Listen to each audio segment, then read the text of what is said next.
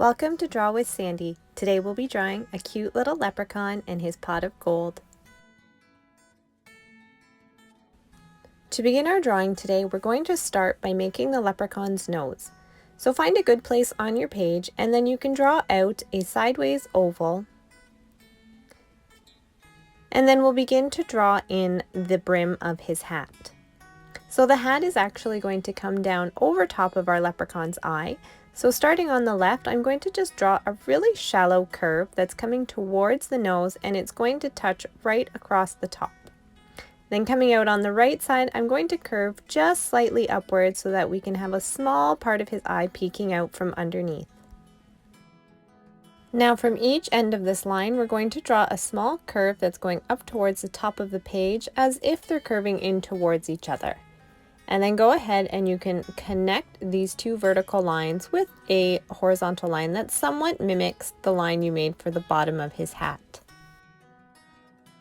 Next, we need to create the little band that goes across his hat. So coming just to the inside of your edges, I'm going to make a small little line that's pointing towards the top of my paper. And then once again, I'm going to mirror this top curve of the hat. You can create a little buckle in the center, maybe just above the nose, with two little vertical lines. We can give our leprechaun a nice big hat by just coming out the left side here and slightly V'ing towards the top left corner, and then creating a really small little curve just to create some roundness across the top, and then you can close it off on the right hand side. I'm going to leave a little space as we're going to draw in our 4-leaf clover next.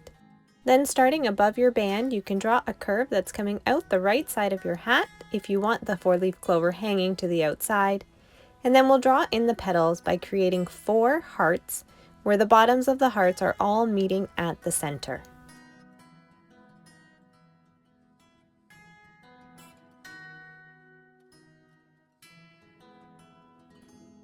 And I'm just going to close off this little opening here where I left my space. Alright, so for the leprechaun's beard, I decided that I wanted a really full beard so we can't even see his little mouth. So starting just underneath the bottom edge of the hat, I'm going to start to draw some small curves that are facing towards the centers or towards his nose. And we're going to start to come down towards the bottom of the page as you start to V out that curve. So what you'll see is that the bottom of the beard is a little bit narrower than the top. You can come all the way around from left to right, just creating those little bumps.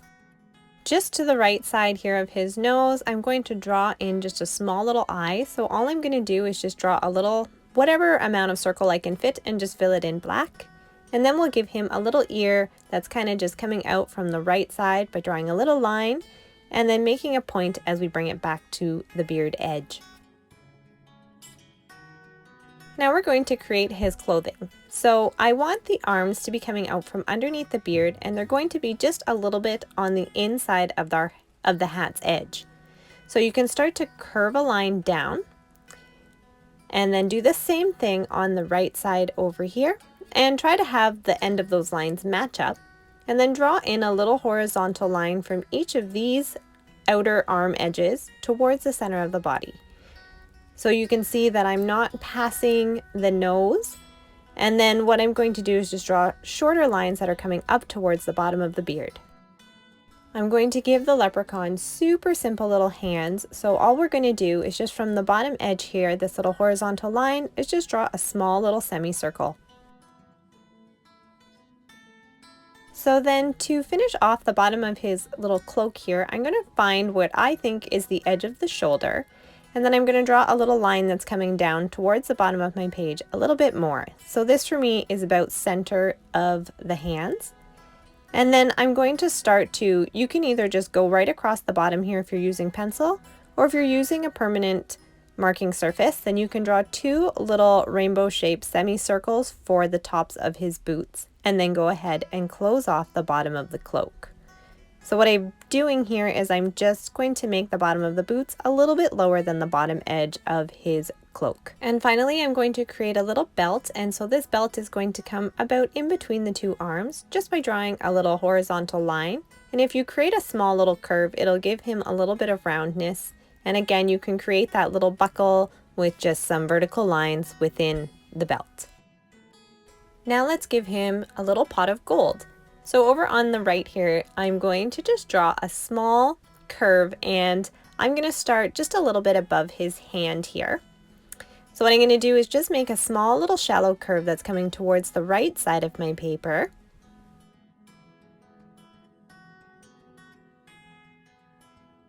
You can make small little lines from each end of this curve that are coming a little bit more narrower and towards the bottom. And then we'll go ahead and draw another curve that's just running parallel to the top edge.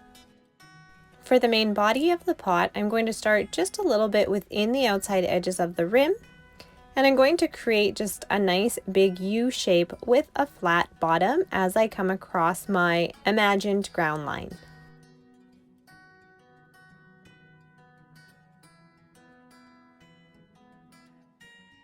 To create a little handle, we'll just start along the rim there and draw a curve all the way across the center and over to the other side.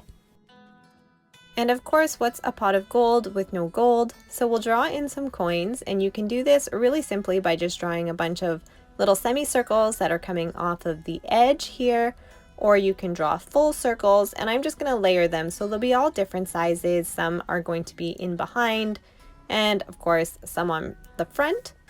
Then what you can do is you can create a little bit more depth here by going around some of your circles here and just drawing a little curved line that mirrors one of the edges.